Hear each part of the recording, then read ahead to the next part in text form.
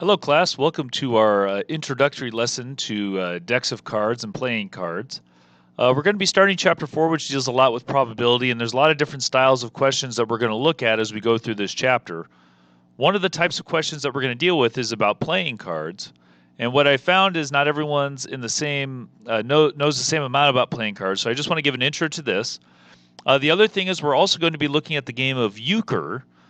So if you don't know anything or don't know a whole lot about the game of euchre, we're also going to start to learn about that game. And so there's going to be a second video that you're going to have to watch that deals with the game. And honestly, the easiest way to learn is to get some type of app or something on your phone or a tablet or something like that. But you're going to have to know how to play the game and how the game works and understand kind of the process and the strategy of the game as we move through the next about a month or so. So we're going to keep interjecting some of those things as we go through these lessons. Okay, some basics about the deck of cards. First off, there's 52 cards in the deck. Now, some people say, well, what about the jokers? We'll get there in a moment. Basic deck of cards, 52 cards is what you want to look at. So there's 52 cards, 26 are red, half are red, and half are black. There's two suits that are red. The hearts and diamonds are the red suits, and the spades and clubs are the black suits, which means in all there's 13 of each number, or each suit, excuse me. Okay, the two black suits make up half the deck, the two red suits make the other half of the deck. These are the four basic symbols that are used. Okay, so spades is this one, hearts, clubs, and diamonds. Okay, the 13 cards in each suit are numbered basically from 1 to 13. It's just they have special terms and ideas for some of those cards. So the ace is 1. Okay, think about ace. Okay, 1 ace. That's typically either the lowest or highest in a game, depending on what game you're playing. Then the numbers 2 through 10 are just the numbers 2 through 10. And then basically 11, 12, and 13 are special cases, which is jack, queen, king. Okay, the jack, the queen, the king are typically the highest besides the ace as you're playing most situations. The jack, queen, and king are also called face cards because they have faces on them. Okay, so there's 3 face cards in every suit, which means there's 12 face cards in a deck because there's 4 different suits in the deck. Depending on how the game plays, the jack, queen, and king can be worth different amounts or the same amount depending on the situation that you're looking at for those questions. Okay, questions come up. The card design, why is it 52? Most likely it comes from things with 52 weeks in a year. It seems odd if it wouldn't be that, considering there's 52 weeks in the year. Why are there 4 suits? Probably represents the 4 seasons of the year. And why are there 13 cards in each suit? Probably the 13 cycles of the moon. This is purely speculation about why or why not that is the case, but it is most likely the case. They seem to fit pretty well with that design. And so that's probably where those 52 card ideas come from. Okay, the origins of playing cards. Playing cards used to be a luxury item, typically in Central Asia, and only the wealthy were able to afford playing cards because things like the printing press made the cards a lot easier to produce starting in the 14th century. So before that, you had to draw all the cards by hand. It was very difficult to figure out how to make the cards, and so it was more of a luxury item more than anything. The current card design comes from Europe, particularly France, and the 4 suits, if we go back to the 4 suits, those 4 suits were picked and designed the way they are because they're easy to stamp onto a card or make a template out of.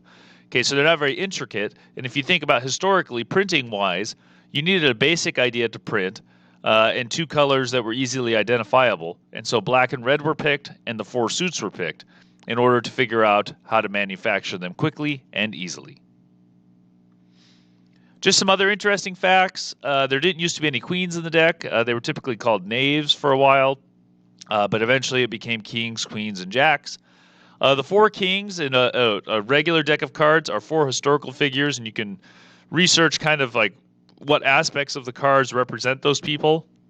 But the King of Hearts is Charlemagne, King of Diamonds is Julius Caesar, King of Clubs is Alexander the Great, and the King of Spades is King David. And all 4 of those are historical figures and were used, if you think about the time frame of when cards started to become more mainstream in more of the common folk and common people of the world, as compared to just the wealthy. So that's what those 4 are representing in original decks of cards from Central Europe, typically. Jokers. Jokers weren't developed until the 1800s in the United States. They're used for a specific version of a euchre game.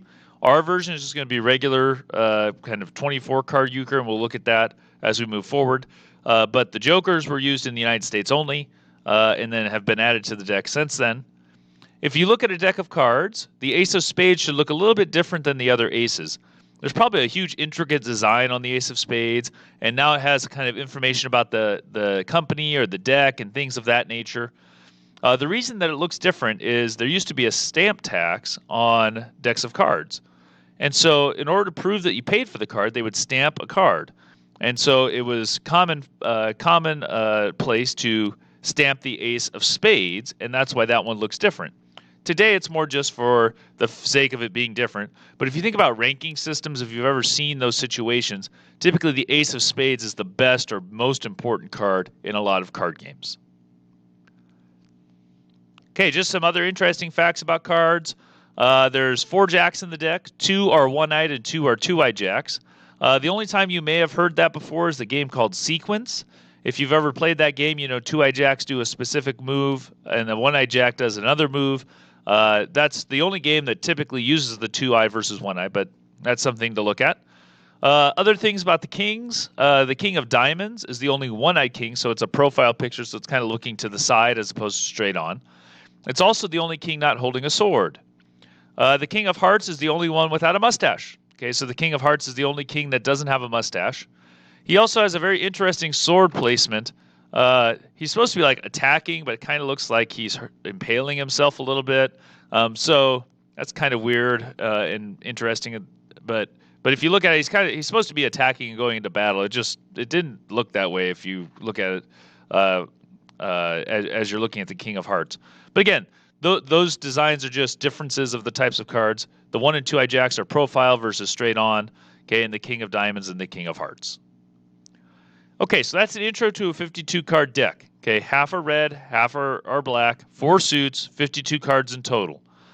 You'll want to make sure that you watch that euchre video and start to learn the basic pieces of euchre. The expectation is you're going to learn the game. So that might have to be done kind of with an app. You're going to have to watch some of these videos as we go through. If you have questions about the game of euchre, you can ask me. I can also send out some options to play online. Or try those out. There's plenty of online apps that will work. There's a few that are better in particular because they won't let you play the wrong card, for example. But you need to start learning the game of euchre and learn some basics of it. We'll start with the video that's after this one, and then we'll kind of move from there. Have a good day, everyone.